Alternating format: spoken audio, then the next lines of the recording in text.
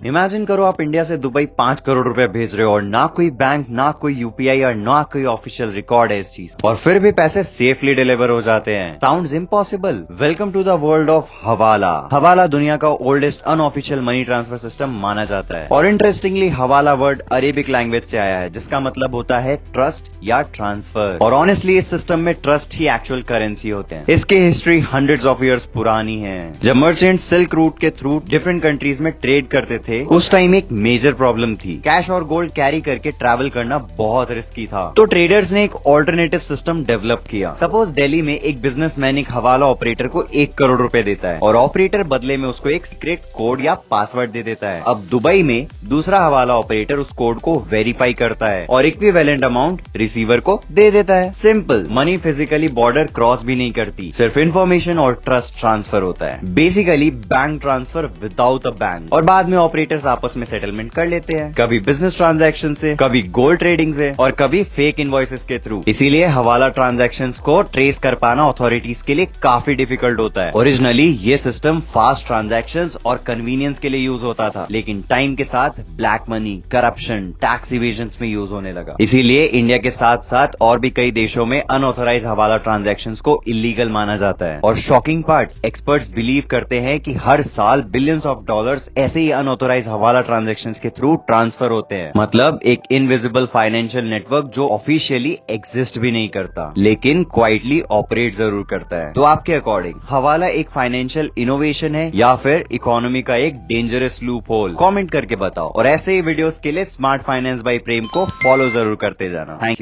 You.